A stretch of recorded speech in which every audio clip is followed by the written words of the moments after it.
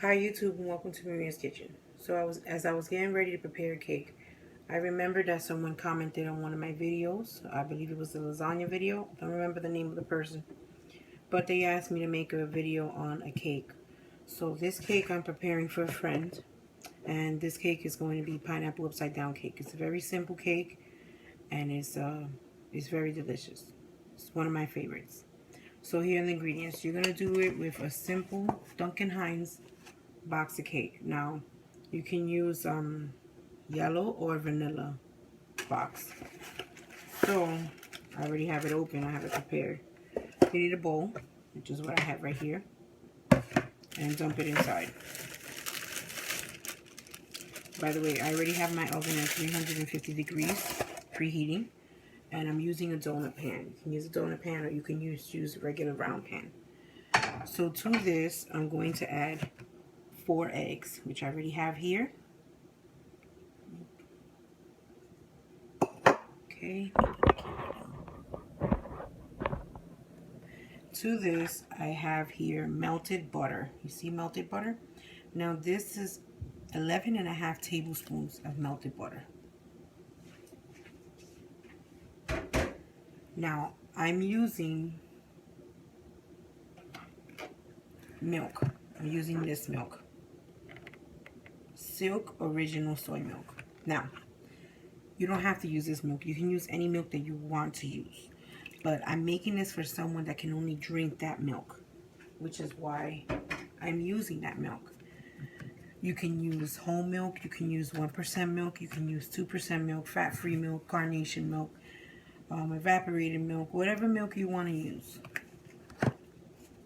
Okay, whatever makes it comfortable for you. So now you're just going to mix.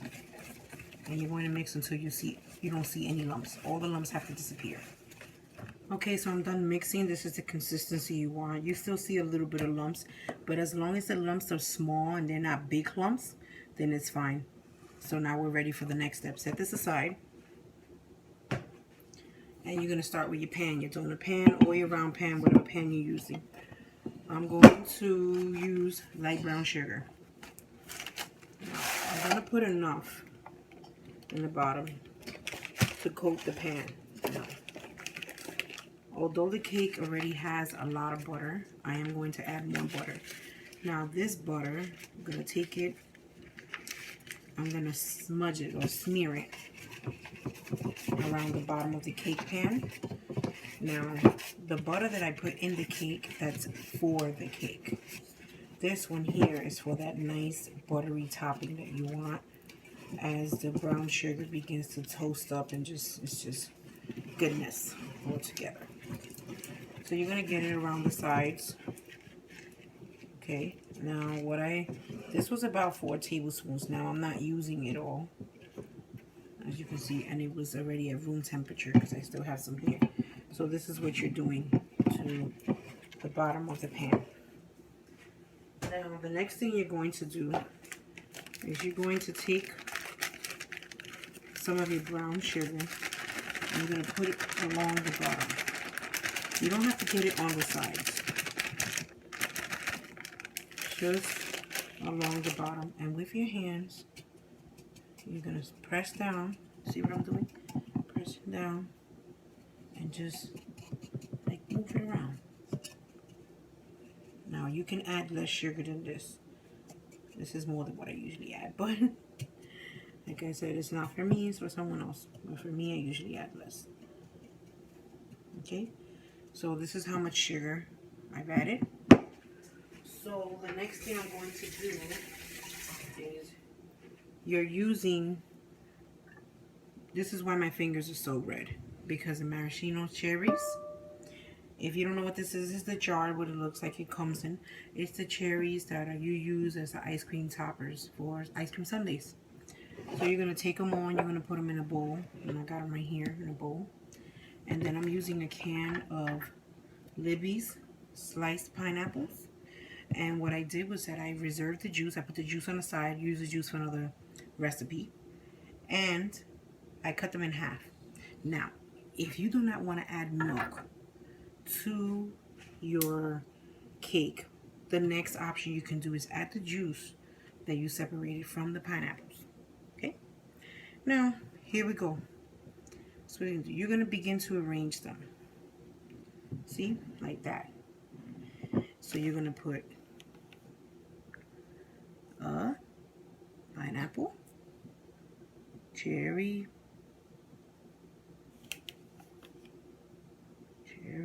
now next pineapple. Now if I see that I need more, I will show you now. See, this is what it's supposed to look like. So I'm going to do the whole thing and I'm going to show you the finished product before I add the batter. Okay, so I ended up using only 1 can of pineapple. I still have some pineapples left. And I didn't use the whole jar of the cherries, so I'm going to reserve the rest of the cherries.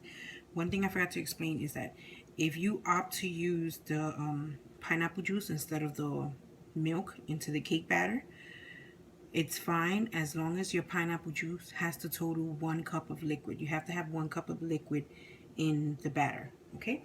So this is what it looks like.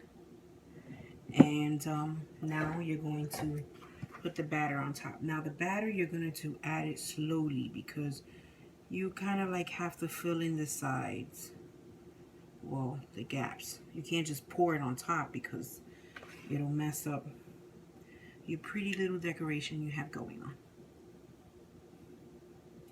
So you kind of have to just scoop it over, make sure it gets inside all of the slots, because this is also what's going to help hold the pineapples in their spots so that the cake will take its form as it's baking.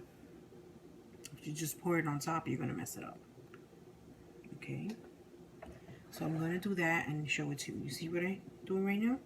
Now I'm going to take a spoon, I'm just going to spread it, and then I'll show you. So here it is. I spread it and I filled in the gaps, but I still have some more. So I'm going to continue with the cake, adding it along the sides.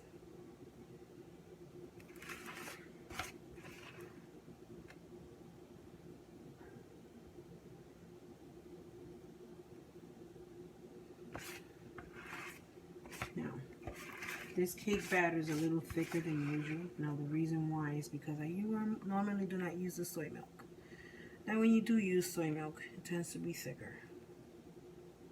But the butter that I put into the batter is enough to have the cake moist. So you're going to spread it.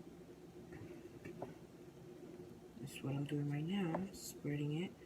And try to cover the pineapples.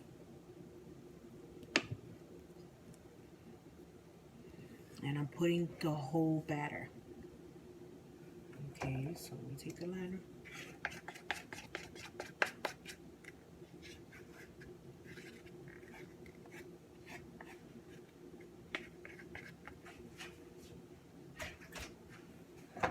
Okay, you're going to take the whole thing.